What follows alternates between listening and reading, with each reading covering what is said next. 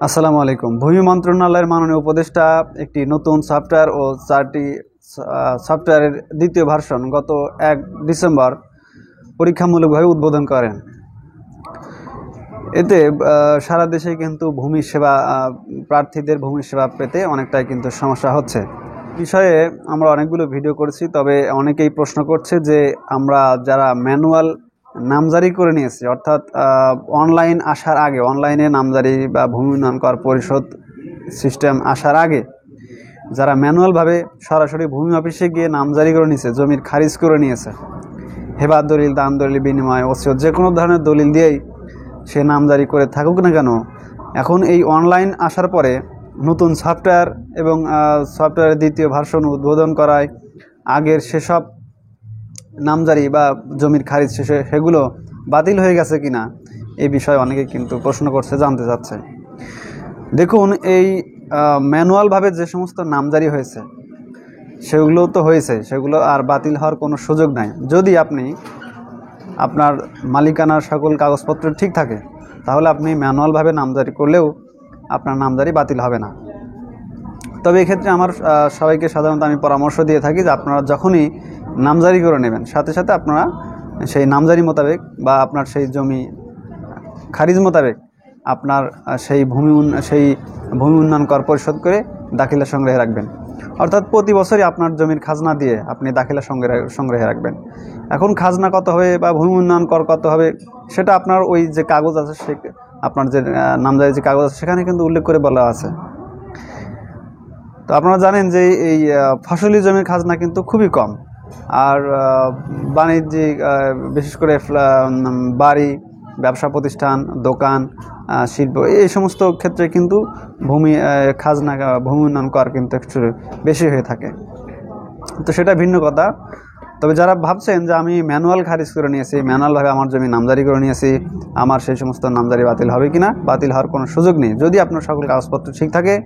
আর যদি মনে করেন যে আমি ম্যানুয়ালভাবে তো নামজারি করেছি, অনলাইনে নামজারি করেছি, আবার অনলাইনেরগুলো কি আবার বাতিল হবে কিনা, নামজারি একবার হয়ে গেলে সেই নামজারি বাতিল করা কিন্তু খুবই কঠিন হয়।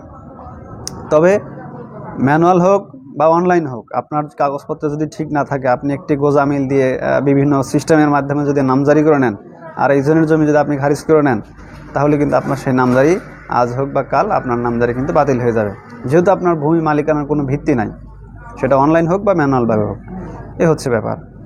আর যারা মনে করেন যে আমি নামজারি করেছি, সাধারণত কিন্তু অনেকেই করে যে আমি জমি খারিজ করে নিয়েছি, অমনি ফালা রাখে, 10 বছর 20 বছর অমনি ফালা রাখে। সেক্ষেত্রে কিন্তু অনেকটা আসলে যদি আপনি ভূমি উন্নয়ন কর পরিশোধ না করেন, বা সাধারণত দেখা যায় যে ভূমি অফিসে গিয়ে নামজারি করে নিয়েছে, বা অনলাইনে এখন বর্তমানে যারা নামজারি করছে, দেখা যায় যে নিজের কম্পিউটার থেকে বা নিজের ফোনের মাধ্যমে ডিসিআর ফি দিয়ে সেই নামজারি কাগজটা কিন্তু সে বাড়িতে রেখে দেয়, বা সেটার হোল্ডিং খোলে না।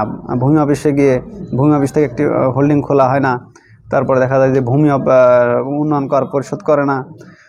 এই যে ব্যাপারগুলো, এক্ষেত্রে কিন্তু একটা সমস্যা বা রিস্ক থেকে যায়। দেখা যায় যে ভূমি অফিস থেকে একই জমি 2বার নামজারি করে দিয়েছে অনলাইনের মাধ্যমেও। এটা হওয়ার কারণ কি? একই জমি 2 জনের নামে নামজারি হয়ে গেল, 2বার হয়ে গেল, এর কারণ কি? কারণ দেখা যায় যে ভূমি অফিস ওটা হোল্ডিং খোলে না।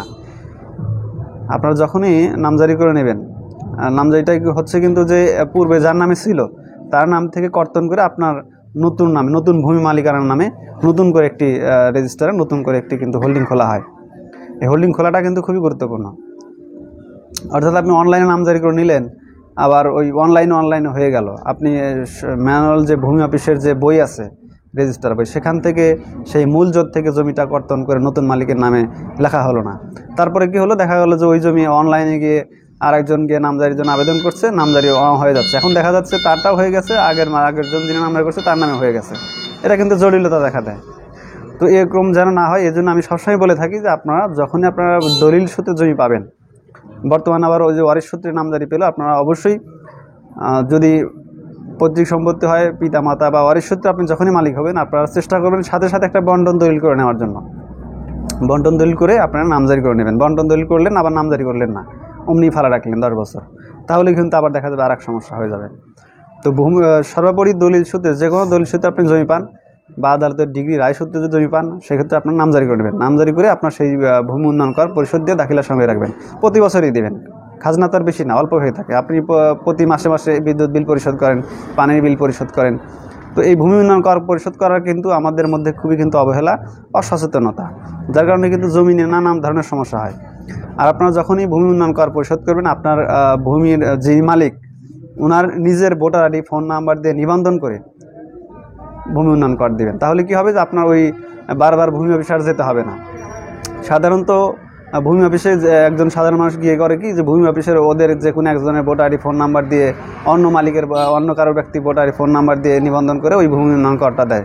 যখন আবার দেখা যায় যে ওই জমির আবার নতুন করে খাজনা দেওয়ার প্রয়োজন পড়ে, দাখিলার প্রয়োজন পড়ে, তখন গিয়ে ওই আবার সেই আগের মতো ওই ভূমি অফিসে ঘুরে বিভিন্ন জায়গায় ঘুরে নানান সমস্যা।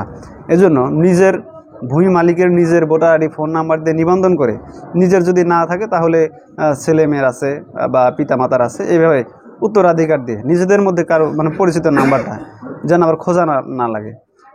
যখনই আপনার পৃথিবীর যে কোনো প্রান্ত থেকে যে কোনো সময় আপনি ভূমি উন্নয়ন কর পরিশোধ করতে পারবেন। আপনি ভোটার আইডি, ফোন নাম্বার দিয়ে, ভূমি মালিকের ভোটার আইডি, ফোন নাম্বার দিয়ে নিবন্ধন করে যখন আপনার প্রোফাইল অনুমোদন হয়ে যাবে, একবার যখন আপনার ওই ভূমি উন্নয়ন করা আপনার ফোন থেকে, আপনার নিজের ভোটার আইডি দিয়ে নিবন্ধন করা সিম থেকে আপনি যখন ভূমি উন্নয়ন কর দেবেন, তখন ওইটা আর হারানোর কোনো সুযোগ নাই। যুগ যুগ ধরে আপনার ওই জমির তথ্য কিন্তু আপনার নিজের নামে চলে আসবে। আপনার নামে যদি একাধিক যত জমি আছে, সবগুলোর জমির তথ্য আপনার নিজের ভোটার আইডি, ভূমি মালিকের নিজের ভোটার আইডি, ফোন নাম্বার দিয়ে নিবন্ধন করে ভূমি উন্নয়ন কর দেবেন, তাহলে আর কোনো সমস্যা হবে না।